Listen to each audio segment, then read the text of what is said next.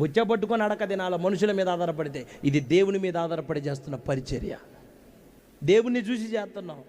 అందుకోసం ఎన్ని మాటలు వచ్చినా పట్టించుకోలేదు, ఎన్ని నిందలు వచ్చినా పట్టించుకోవట్లేదు, ఎన్ని అవమానాలు వచ్చినా పట్టించుకోవట్లేదు, ఎన్ని ఆకలి దప్పులు వచ్చినా అన్ని నిర్లక్ష్యం చేసి గురి యొద్దకు పరిగెత్తబడుతున్న పరిచర్య దేవుడు మీకు అనుగ్రహించిన పరిచర్య.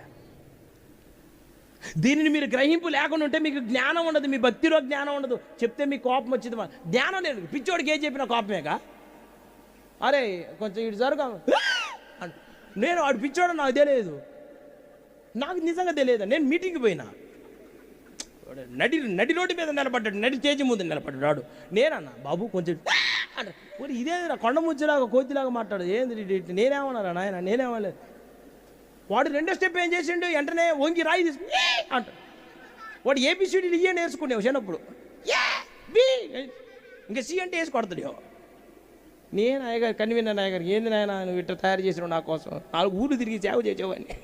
వాడు ఇప్పుడే అపోస్తే పో తలకాయ బగిలినట్టు నన్ను అత్తసాక్షిగా చూడాలనుకుంటా, నా సేవకునిగా చూస్తే చాలు నాయన, ఈ ఊరికి అత్తసాక్షి చేయమాక అవన్నీ చూడాయా అని అంటే, అమ్మో వాడితో చాలా జాగ్రత్తగా ఉండాలి అయ్యగారు అంటాడు. ఊరే మరి నేను ఇప్పుడే ఎట్టవాకే చెప్పాలా నాయన, వాడిని ఎదురు పెట్టుకొని అంటే అయ్యగారు అంటాడు, వాడిని నువ్వు గదించుకోకుండా ఉండాల్సింది అంటాడు. వా అమ్మ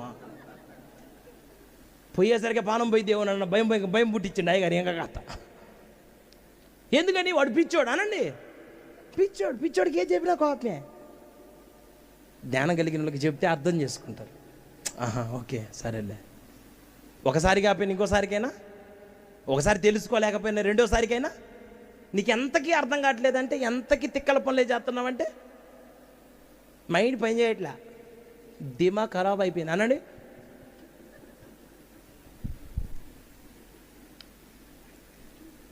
ఇగో మంచి మర్యాదగా దేవునికి లోబడితే చాలా బాగుంటాం, పచ్చగా ఉంటాం. పచ్చగున్న దానిని పచ్చగడ్డికి మందు గనక కొడితే ఎట్ట బగ్గు నిండిపోయిద్దో, నిమిషాల మీద దేవుని దయతో బతుకుతున్నాం. ఆయన దయ లేకపోతే రెప్పపాటులో ఏముండదు.